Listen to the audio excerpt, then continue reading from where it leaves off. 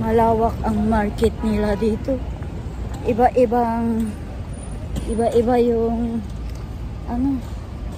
iba din yung mga prutas, iba din yung gulayan. Kaya po, ay nako, kapagod mag-ikot.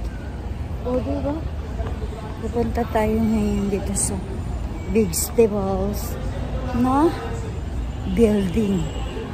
Oh.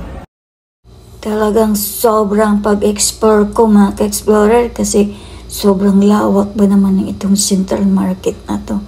Nandito tayo sa central market ng Maka. Iba-iba kasing building ang mga mga paninda. Nandito tayo ngayon sa vegetables. Kaya ang building na to lahat vegetables. Kaya malilibang ka talaga mag-explore. Mag-explore ka, kaikot. Kaya maganda dito mamalingke, magdala ng cart para hindi ka mahirapan. Pwede dito pag maramihan. Maganda dito mamalingke mga ka-explorer. At nandito yung fresh na mga iba't ibang gulay. Yung ibang mga gulay hindi ko pa nakikita sa atin. Pero maybe merong ganon pero hindi nga lang ako familiar o diba?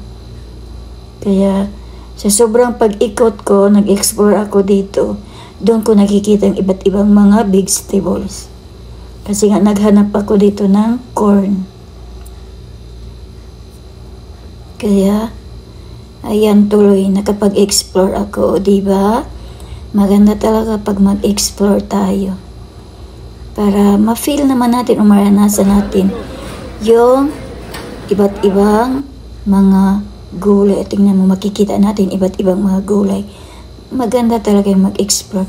Yung ganito lakway, parang lakway ito sa ating mga ka-explore. Hindi ko nga lang alam paano ito lutuin, parang ginagataan yata yun. Yung auntie kong marunong ito magluto.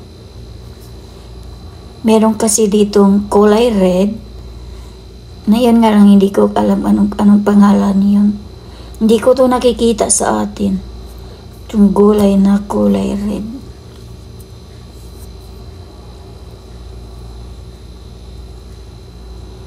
Kaya yung ibang gulay, meron tayo. Familiar ako kasi lagi ko naman yung nabibili. Pero yung iba, of course, hindi.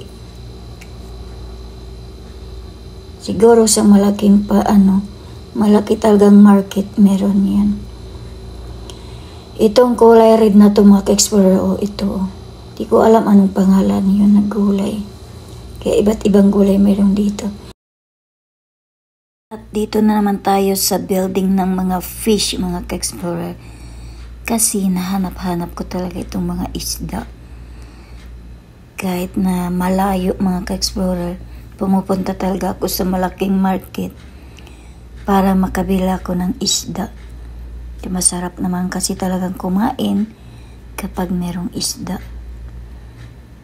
Ayaw ko na lagi kumakain ng karne. Meron namang karne mga ka-explorer. Meron chicken, merong beef.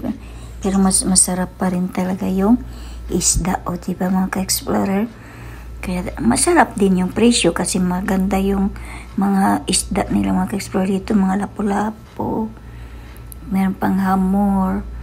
At syempre, meron din itong pusit natin.